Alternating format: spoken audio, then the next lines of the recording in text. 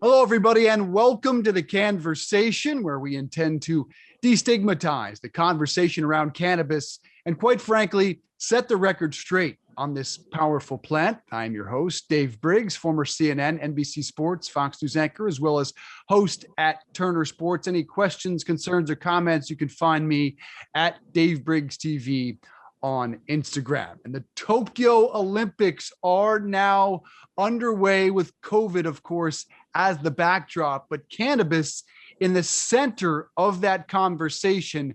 Who better to talk about all of that with than a 2000 Olympian in the triathlon? She is a doctor. She is an author of The Champion Mindset, and she is the CEO of the Canna Research Foundation, Dr. Joanna Zeiger. Doctor, great to see you. I want to talk about COVID and the Olympics and, of course, cannabis, but I have to ask you, an epidemiologist who was vaccinated and still tested positive for COVID-19, number one, how are you feeling? Number two, does it change the way you think about the vaccinations?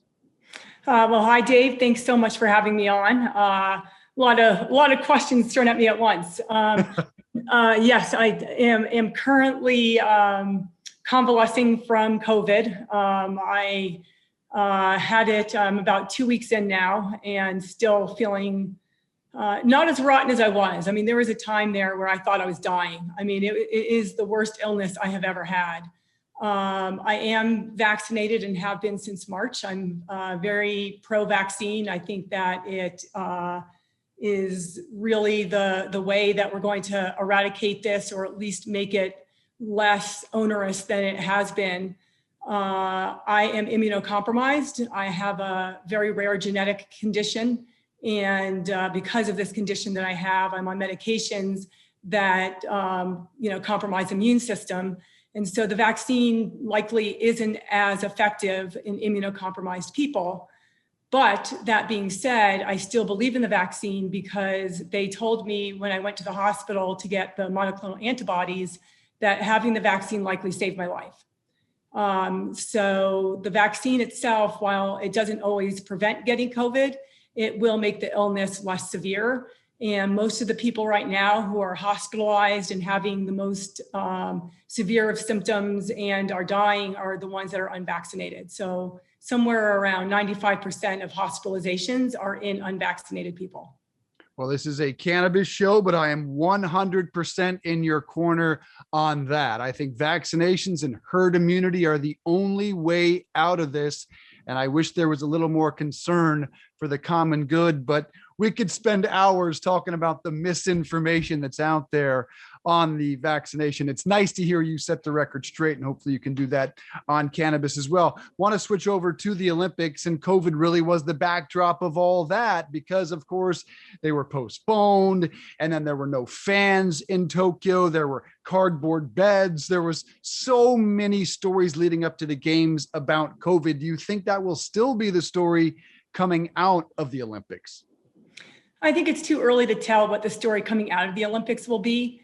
Certainly, COVID has been all anybody wants to talk about. It's very reminiscent of the Zika virus before the Rio Olympics. And it seems like every Olympics has their something, Beijing, it was the smog. And, and so there's just, there's always controversy around the Olympics.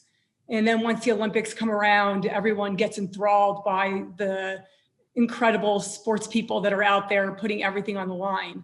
So yeah, I think COVID is going to be something that will be on the forefront, especially as people test positive, which they already have and probably will continue to do so. But now that the Olympics are underway and the athletes have their chance to shine, hopefully that will become the stories that people talk about. Yeah, I remember Sochi, all anyone could talk about was the hotels and people being stuck in the elevators. And by the time the games got underway, that's largely just social media generated buzz. So I mentioned you were a 2000 Olympian in the triathlon. I'm curious your thoughts on the Carrie Richardson suspension, which is one of the big stories coming in. She, of course, took an edible, tested positive during the trials. She had just been told her mother had passed away by a reporter. Let's just start with the decision. I suppose a rule's a rule, but what was your reaction to this suspension? Well, I'm going to start by saying that I do not think that THC should be on the WADA list. So I don't think that cannabis should be banned in the first place. Now, she did use it. She did fall afoul of the rules, and the rules are that you get a suspension if you test over a certain threshold for THC. And so really, I think that was fair what they did, but I don't think that it shouldn't have even been a question in the first place. I have to give big props to Carrie for how she handled herself. And, you know, when I talk about, when I wrote a book called The Champion Mindset, and one of the things I talk about in my book is taking ownership.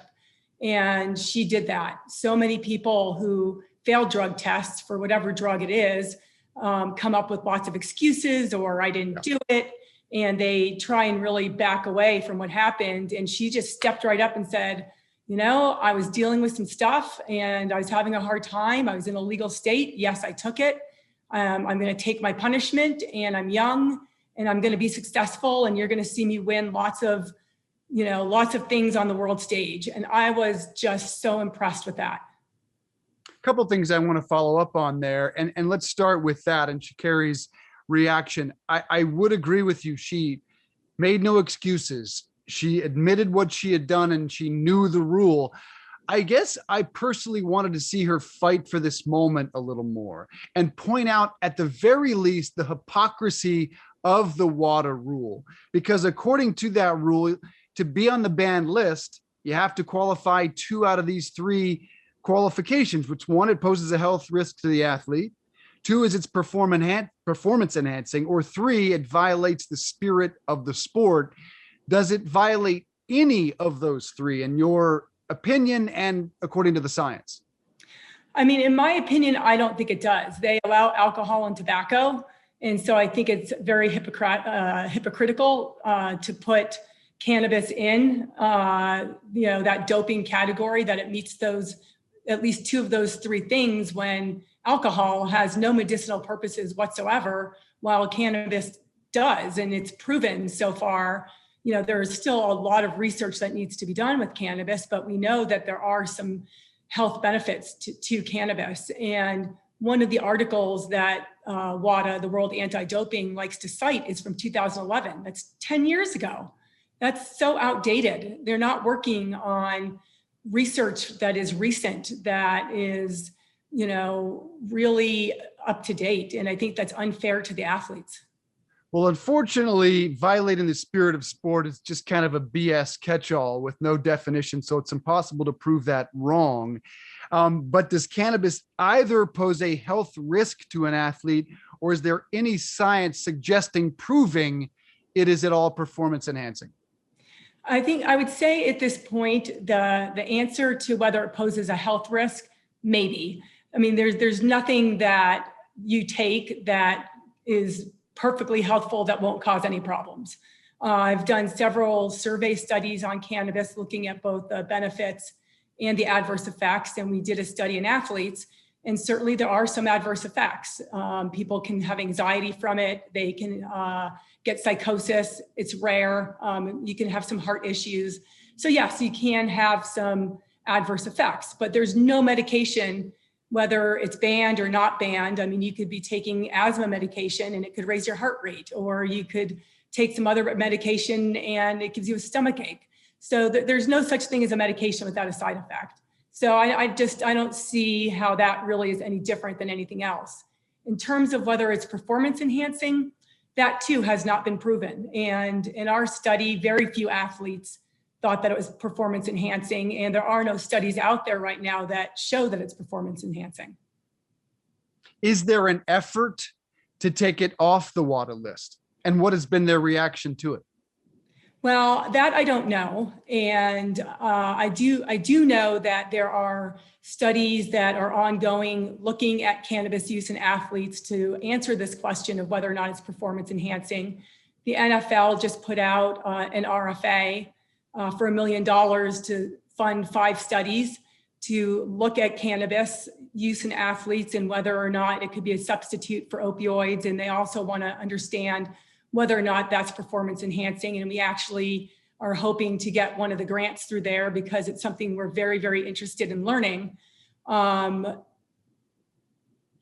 It could be performance enhancing in a secondary way. If you can get better sleep, if you can reduce your anxiety, if you can take away pain, that's going to help your performance.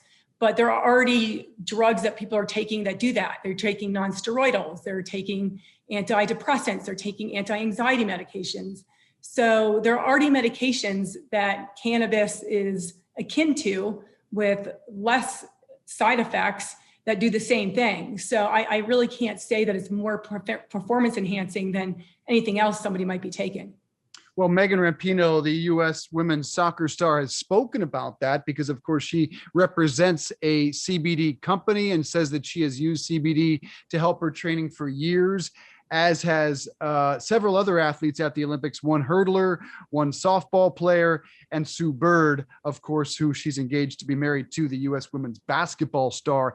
And they can take CBD all the way up to the point that they left, but they can't bring it to Japan because cannabis is illegal there like it is around the world. But this is actually the first Olympics where there are probably hundreds, if not thousands, of competitors who use CBD in preparation. And Megan says specifically to relieve stress, anxiety, to help her sleep better. Shouldn't that be something the entire Olympic community and WADA supports? I would think so. I mean, athletes are held to a standard that is almost unfair. I understand that we want to keep the playing field level. Well, the playing field's never level. And certainly we don't want athletes doping. I wouldn't put cannabis anywhere near the same doping as EPO or steroids or some of these other drugs that athletes are taking. And the health and well-being of athletes is just put on the back burner. Well, you don't take any supplements because you don't know what's in it, and you have to be responsible for what's in your body, and don't take this and don't do that. And people forget that athletes are human beings. Athletes are not robots, and athletes have all the same problems as everybody else, maybe even magnified because they're working their bodies so hard. So why shouldn't athletes have the same opportunity to take things to make them feel better? Of course, the Olympics are different than any other sport in that they have that international appeal. And besides, I think Canada, Mexico, South Africa, not many other major nations in the world have legal cannabis.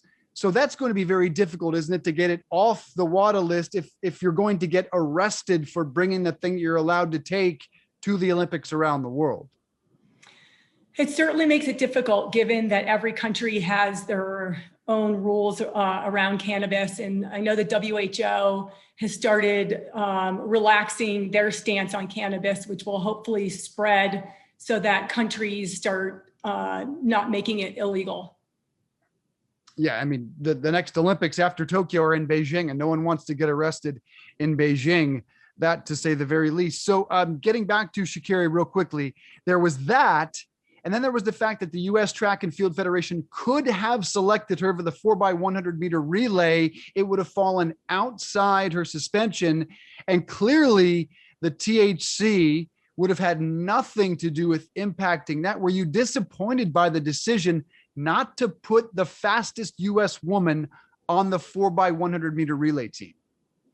Of course, it's really disappointing. She is so much fun to watch. She's quite the character. And I just love her exuberance and her flair when she's out there. But I'm not surprised that the decision was made not to put her on the relay. And that's because her results from the Olympic trials are negated based on her suspension. So really, it's like she wasn't even there. It's just wiped off the list. It's like everybody moves up a spot and she's vanished from the results. So in that respect, she really probably wasn't even eligible truly to be on the relay because she, for all intents and purposes, didn't compete in the Olympic trials. Would have been a strong statement, though, of support and acknowledging she is among the fastest women in the country. And I was surprised by the corporate reaction out there. I guess Nike offered some mild, vague show of support. Beats by Dre, on the other hand, came out and built a commercial for her after the suspension. Where will change come from? Is it going to be the athletes? Is it going to be at the ground level, or could it be from corporations? I mean, Nike is in Oregon, where it is, of course, is legal, where she did ingest that. Will corporations lead the way for change? I think it's going to be a little bit of everything. It's going to be more research. It's going to be finding that funding for the research. Every single journal article that you read, any lay paper that you read, all says we need more research. But then when you try to go find the funding for the research, everybody turns their head and is like, I don't want to get involved with that. So, there's that really huge disconnect between the need for research and the ability to get it done. So that's going to be one, is having more research. Two is going to be the athletes really standing up for themselves and really making it known that this is something that they want taken off the banned list, that they need for their health and well-being, particularly for head injuries. CBD is looking to be very helpful for people with multiple concussions. And so athletes are going to start understanding that for their health and well-being, they may need cannabis in some form. It's going to be corporations standing behind their athletes. So I think it's going to be coming from multiple places all at once, and finally having this cohesion and everybody getting on the same page and saying, you know what, the health and well-being of athletes really matters. Yeah. The ones that are out there entertaining us, and we're putting them under, we're asking them to do things that are inhumane, and we're not giving them the resources to be able to do it correctly. It was an outstanding show of support from the sports community as a whole. High profile athletes, Patrick Mahomes, one of the most visible athletes on the planet, came to Sha'Carri's support. That was nice. I think it would have been helpful, frankly, if there were a few more white athletes, a Tom Brady and Aaron Rodgers, just to change that stigma a little bit, because it doesn't seem to be wearing away. Although you mentioned the $1 million the NFL is committed, they are no longer suspending athletes for initial tests. The NBA has come a long way, testing less, not suspending athletes. The NHL and MLB are following suit. How optimistic are you about the moves of the major US leagues to really stop punishing athletes for something they know some of them need? I think it's a really good start. I am part of an organization called Athletes for Care. And it is a group that is for athletes who have been professional athletes who are transitioning out of their professional career. And there's a very big cannabis sort of bent to it, because a lot of the athletes have come out of their professional career just battered. And they talk about how cannabis has just saved them. And that was really my first introduction to speaking with people coming out of the NHL and the NFL and the NBA, and how hard obviously you read stories and you watch it and you see what's happening out on the field, but to actually hear firsthand the levels of anxiety and the addiction and the pain and all of these things that the athletes are experiencing once they're done, and how cannabis has been instrumental in bringing them back to a fulfilled life. It only has made my desire to do research into this stronger, because we don't want people to suffer. That's just not the goal. The goal isn't to watch athletes do incredible things, beat each other up, and then live a life of suffering afterwards. That's just a terrible thought. So we need to protect these people. We spoke to Calvin Johnson. Most people know him as Megatron, who will enter the Hall of Fame next month. To my knowledge, as the first guy to enter the Hall of Fame as a cannabis business owner, a guy who gets his hands dirty, who's very knowledgeable on the product and told me, doctor, that he's going to mention it in his Hall of Fame speech, which I think will be an absolute game changer for the movement and for the industry as well. I hope he sticks to that, because that would be a courageous stance. And he said he used it throughout his NFL career.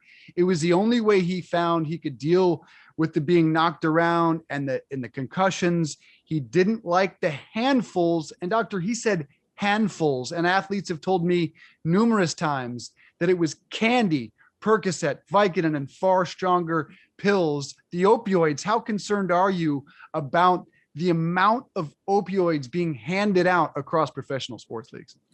When I first heard stories about that, I was blown away that it, just like you're describing, handed out like candy in dishes in the locker room. And so, yes, it's not surprising that a lot of these guys are coming out addicted when they're just being given so much of it. And then, hey, go play and we'll give you some more afterwards to take care of your post-game pain. And so if cannabis can be the substitute for that, why not? Cannabis just, there aren't overdose deaths from cannabis the way there are from opioids. And I just think that athletes should, if they want to use cannabis, should have the opportunity to do so.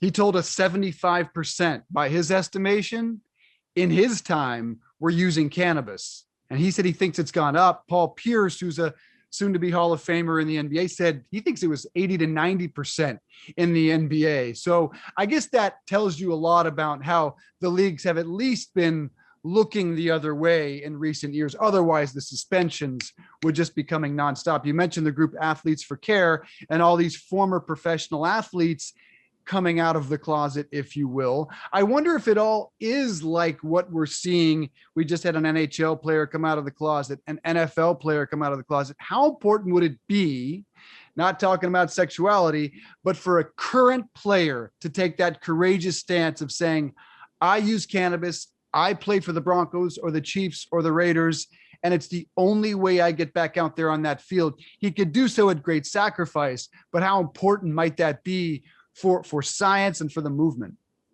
I think that there's still a lot of fear around doing that. I do recall, I don't know the name of the football player, but I do think that either last year or the year before, one of the players retired because he just wanted to be able to use cannabis and knew that he couldn't, and decided that it was more important for his health to be able to use cannabis than to play.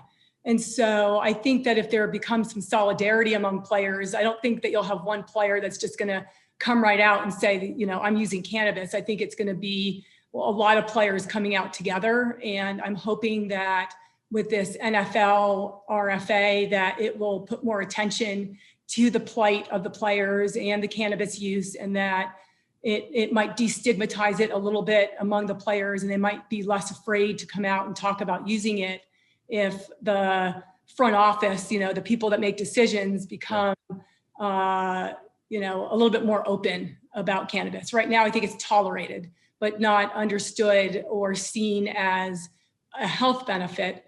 And something has to change so that it is seen as a health benefit and not just something people are taking just to take it. You talk about destigmatizing, and that's really our goal here. What part of the stigma around cannabis, around marijuana, as most people know it, bothers you the most, and would you most like to push back on that narrative? Well, I'm going to tell you how everybody has a story about how they got started in cannabis, and I'll tell you mine. I actually spent 8 years at the Institute for Behavioral Genetics doing drug abuse research. I was studying adolescents and young adult use and how that impacts use over time. And one of the drugs I studied was marijuana. And one of the jokes I like to make is that when you're studying the negative effects of the plant, you call it marijuana research. And when you're sort of studying it in a more neutral manner, it's cannabis research. So I used to study marijuana, and now I study cannabis. And at the time, I was still competing as a professional triathlete. And so I really had stigma coming at me from very different directions. One was the research I was doing, and the environment that I was in. There was the gateway theory that if you used cannabis, it was going to lead to harder drug use. It was never, ever discussed that there could be medicinal properties to it. It was only this bad thing that you didn't want people using. So through my work, I was seeing this very negative side of it.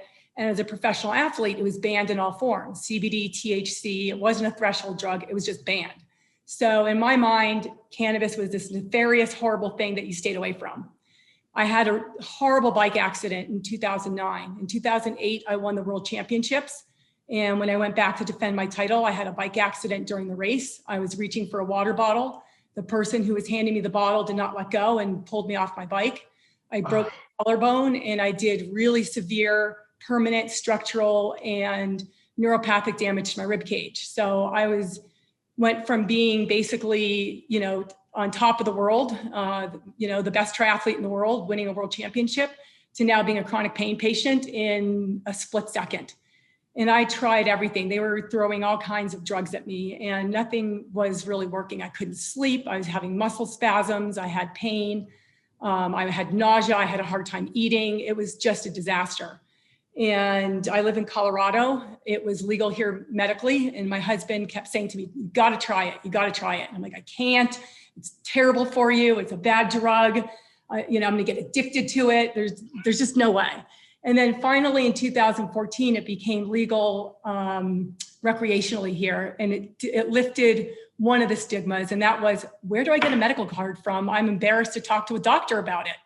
Mm-hmm. Here I am, this Olympian with a PhD. Like, it just was horrifying to me to talk to a doctor about wanting to use cannabis. It just felt very wrong. So when the recreational dispensaries opened, marched on in, and I'm like, "Well, I've got this and this and this. What do you have for me?" And they're like, "Oh, well, here's a patch for your pain, and take this edible for sleep." And I can't smoke or vape it because I've got asthma. And nobody told me to cut up the patch. I just slapped this whole patch on my leg, and man, did I get high, like really, really high, too high, uncomfortably high. Yeah, been there. And because I slept, and as a scientist, I ignored the fact that I didn't like the fact that I was too high. I focused on the fact that I slept. And that's when I started doing research on cannabis and saw that there was really just no medical research whatsoever on what it could do. And as an epidemiologist, I realized that I was in a position to start looking at it in a more unbiased manner. Yes, it's not the panacea. It's not the drug for everyone. It's not going to fix everything. There are some adverse effects, and I wanted to look at it in this unbiased way. What are the positives? What are the negatives? And how can we get people using it in the most helpful way for what they want? And that's how I started doing cannabis research instead of marijuana research. It's funny to hear you say that, because I never thought about it, but I think I would say I used to smoke marijuana. I now use cannabis. The product hasn't changed, but perhaps how I use it, I suppose, has. So what's been the biggest surprise? I didn't realize you came to it that late. What surprised you the most? Using cannabis? Yes. I think several things have surprised me. I mean, one of the things that it's primarily had been used for in the past is for cancer patients, for nausea and for appetite. And those are two things I struggle with very, very deeply. And it is miraculous for nausea and appetite. I mean, I could just feel very sick and not want to be able to eat because the nausea is so strong. And I'll take some amount of cannabis, and all of a sudden I'm very hungry and I can eat. And so for me, it's like life sustaining. And it's just, and also, now with the different ratios of CBD and THC, that you can use it in ways to microdose throughout the day so that you can get the benefit of it without being high, and that it's not always about the high, and that people can really recognize, based on the studies that we've done, that people really do understand when they're using it medically and when they're using it recreationally. And some people use it for both reasons.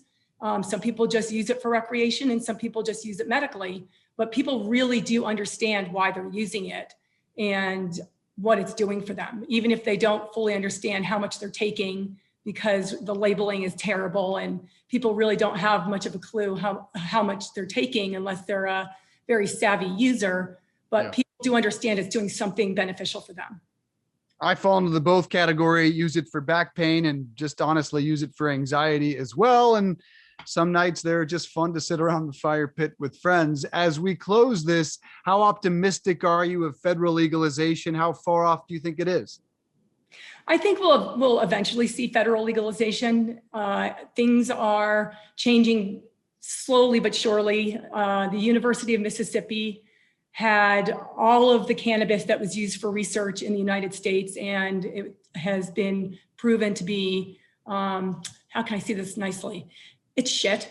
And any research who has used the cannabis from the University of Mississippi has been very disappointed, and they're finally now opening up cannabis growth to other companies, and so they won't have the monopoly. That's a very good thing. So things are changing slowly but surely.